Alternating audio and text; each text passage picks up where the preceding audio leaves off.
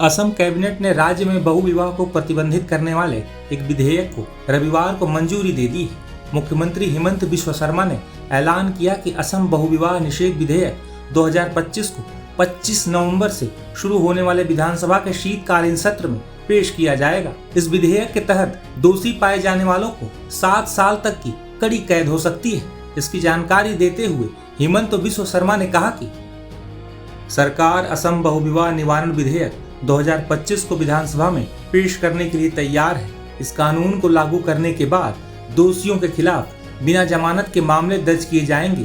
पीड़ित को आर्थिक मुआवजा दिया जाएगा। ये विधेयक नवंबर में सदन में पेश किया जाएगा। हालांकि यह अधिनियम आदिवासी लोगों और छठी अनुसूची के अंतर्गत आने वाले क्षेत्रों पर लागू नहीं होगा।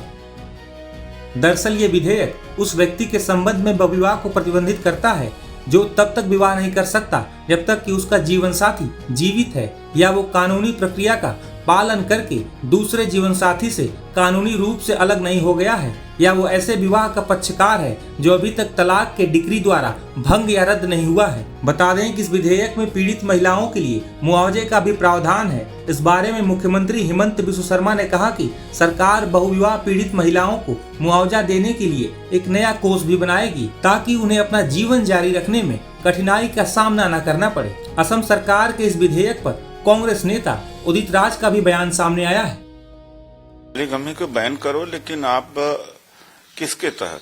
यूसीसी है कि क्या है? यूनिफॉर्म सिविल कोड लाइए और उसके तहत सभी को अंदर लाइए, कोई छूटे ना, तब तो है।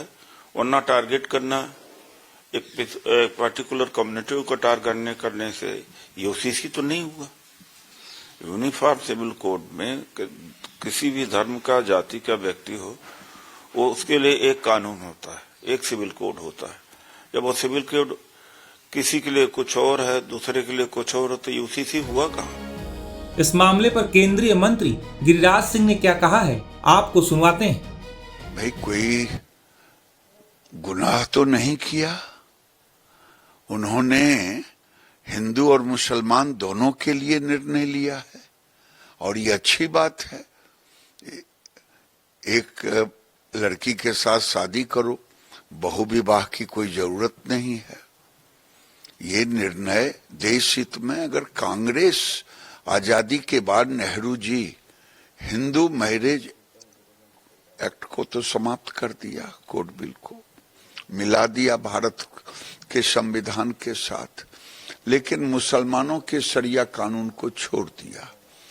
अगर ये उसी समय हिंदू मुसलमान सबके लिए एक कानून बना दिए होते तो आज देश में अल्पसंख्यक कहने की जरूरत नहीं पड़ती। एक कानून, एक देश। दुनिया में सबसे अधिक यही सुविधा है, फिर भी अल्पसंख्यक है। कश्मीर में भी अल्पसंख्यक, बिहार के किशनगंज में भी अल्पसंख्यक। कुछ महीने बाद ही असम में विधानसभा चुनाव होने हैं। ऐसे में इस बहु विवाह निवारण विधेयक के मुद्दे पर कांग्रेस और बीजेपी के बीच राजनीतिक वार पलटवार तेज हो सकता है।